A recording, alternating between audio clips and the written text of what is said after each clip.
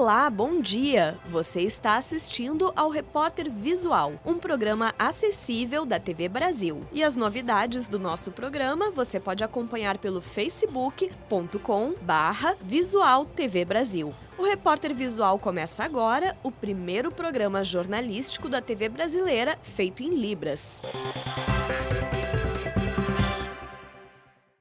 Se deslocar nas capitais brasileiras se tornou uma atividade pouco prazerosa para muita gente. É o que diz uma pesquisa do Instituto Parar, que realiza levantamentos sobre mobilidade urbana em várias partes do país. Em Belo Horizonte, o principal desafio enfrentado pela população é o tempo gasto no trânsito. Passar um tempão no trânsito todos os dias. Uma rotina desgastante que faz parte da vida de muita gente. Horas e horas parado. E ainda o problema é sem passageiro, né? Horário de pico é tudo agarrado. Ameaçou chuva, as coisas ficam mais complicadas. A administração eficiente do tempo é requisito da vida moderna. Até para assistir essa matéria, você precisa já ter conseguido chegar em casa ou até mesmo separado um tempinho só para se informar. E para que isso aconteça, é importante minimizar o tempo gasto em situações desnecessárias. De acordo com uma pesquisa realizada pelo Instituto Parar, o maior desperdício de tempo acontece nos deslocamentos nas cidades. No horário de pico, a situação se complica. É carro que não acaba mais. E para 41% das pessoas entrevistadas no estudo, até vale a pena abrir mão de 10% do salário para trabalhar mais perto de casa e economizar tempo no trânsito. Escolha que nem sempre é viável. Para este especialista, há outras formas de encurtar distâncias. Não há possibilidade de você arregimentar trabalhos no entorno onde as pessoas moram, porque ele é muito diversificado. O que vai aproximar, que a gente já observou no mundo inteiro, é o transporte público. Tem algumas cidades no mundo que o tempo de deslocamento médio do centro de gravidade, onde ele mora, até onde ele trabalha ou vai fazer alguma atividade recreativa, etc., é 15 minutos. O investimento na diversificação dos meios de transporte público é uma saída. A inauguração do BRT em Belo Horizonte no ano de 2014 ofereceu mais mobilidade ao fluxo urbano. Mas para que os deslocamentos sejam ágeis e eficientes, é preciso mais. Porque o transporte eficiente, ele tem que ter mais de um modal. E ele tem que estar, na frente com o sistema trilho, que seria o nosso metrô, que desde 1980 só vem promessa e nunca de fato efetivou. Nelson chega a ficar quase 2 horas no trânsito todos os dias. Ele sabe o que faria com o tempo se pudesse economizá-lo nos deslocamentos. Em casa com a família, mais tempo com a família, que é uma coisa que aproveita, né, a vida, que é uma coisa boa, né? Mesma escolha feita por 26% das pessoas entrevistadas na pesquisa. Mesmo assim, para muita gente, deixar o carro em casa ainda é impensável. E aí, além do congestionamento, o problema é estacionar. Hoje mesmo fui levar uma pediatra, meus filhos, fiquei uns 45 minutos para achar uma vaga. Foi justamente a luta para conseguir vaga que fez Maristela optar pelo coletivo na hora de ir para o trabalho. Lá estacionar estava ficando impossível. Aí, como eu tenho um ônibus que vem da minha rua, 2 quarteirões da minha casa, até a porta, praticamente, atrás do BH Shopping, eu passei a vir nele e voltar nele. A curta distância entre o ponto de ônibus e o local de trabalho fez com que a blogueira se adaptasse bem à nova forma de locomoção e até mudasse um pouco a rotina na hora de ir para casa. Eu desço bem antes do que seria o meu ponto final, porque é numa pista da Silva Lobo, onde tem a caminhada. Eu já aproveito e já faço a minha caminhada diária. Ter política de transporte de forma técnica, e não política de transporte partidária. Um partido entra e promete uma coisa, outro partido outra coisa. E todas as atividades daquele mandato, que pode durar 4 ou 8 anos, é interrompida quando o outro começa. Tem que ter investimento. E esse investimento ele não é muito elevado se você considera o benefício. Então, a gente fala, custo-benefício, vale a pena investir. O programa Caminhos da Reportagem, daqui da TV Brasil, venceu a 4ª edição do Prêmio Sinapses de Jornalismo, da Federação Brasileira de Hospitais. O programa foi destaque na categoria TV e tratou do tema da automutilação entre adolescentes. E outra edição do Caminhos conquistou o prêmio Patrícia Scioli de Direitos Humanos. A reportagem premiada falou sobre o drama de refugiados. Da Venezuela para Roraima, de Roraima para São Paulo. O Caminhos da Reportagem acompanhou famílias que abandonaram sua terra natal em busca de comida, trabalho e sonhos.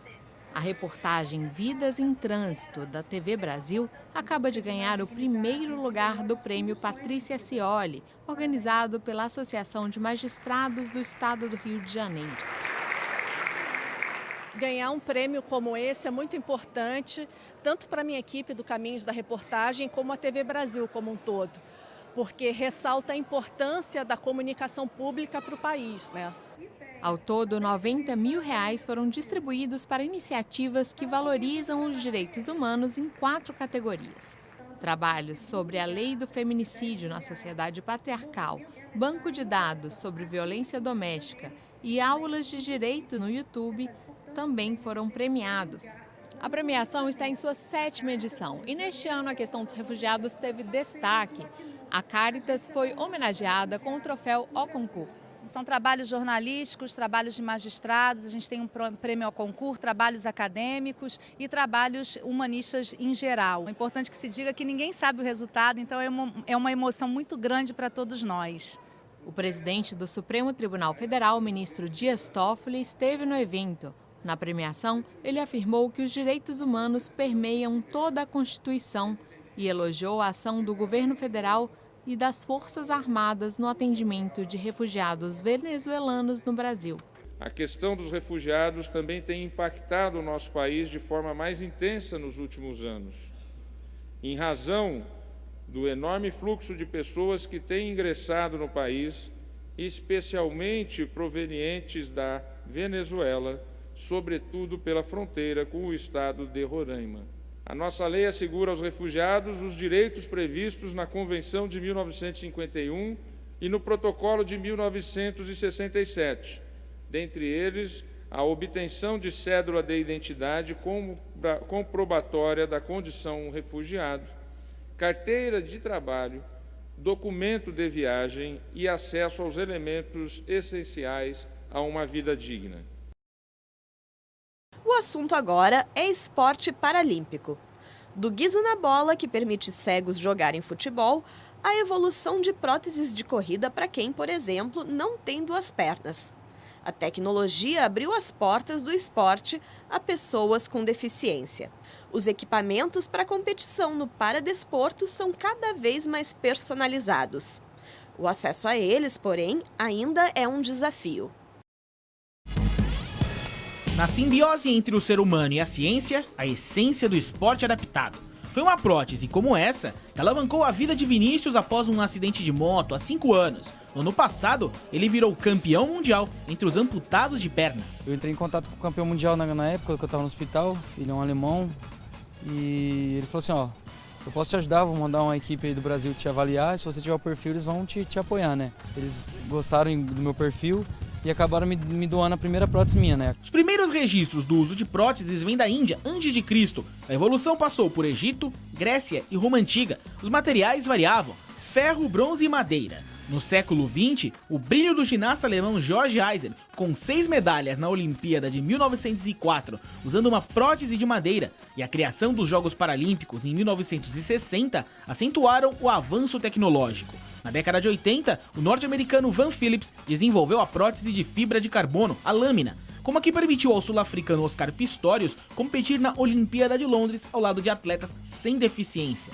Ela reproduz a mecânica de corrida e salto do pé humano. É como se eu tivesse com uma mola embaixo do meu pé mesmo, porque ela, na hora que eu piso, ela me amortece e depois eu tenho um impulso para poder ir para frente. Apesar de parecidas, as próteses são personalizadas. A parte que liga no corpo ela tem que estar certinho, com o tamanho da coxa dele, o comprimento da amputação, para ver qual a funcionalidade que ele tem para a prótese ficar mais justa. Sabrina sentiu na pele a diferença. Ela começou no esporte com a lâmina emprestada.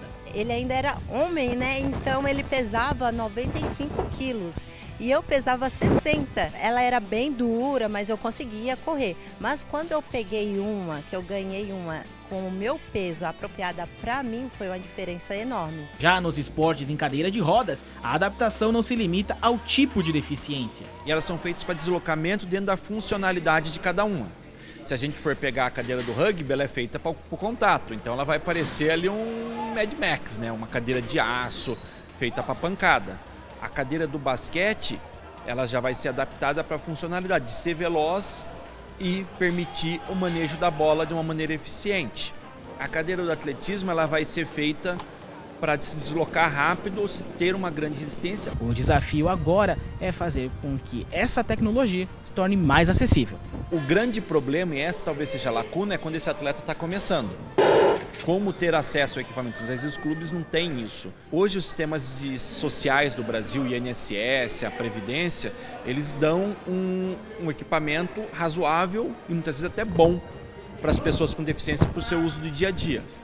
Muitos começam o esporte com esse equipamento de dia a dia, mas depois que fez aquela fase inicial para a evolução, eles vão ter que muitas vezes fazer investimento para evoluir. Tem muita gente também ali que está sentado, que quer mostrar potencial, só que não tem essa oportunidade por causa do valor da prótese. Mas a ciência não para, e é essa evolução que pode mudar essa história. A gente vai ter uma impressora que a gente vai imprimir as peças da prótese do jeito que a gente quer. E a gente vai baratear o custo e elas vão ser mais funcionais. E o Repórter Visual fica por aqui. Pelo WhatsApp, você tem um canal direto de comunicação com a gente. Anota aí o nosso número, 021 974 522 300. Muito obrigada pela companhia. Tchau!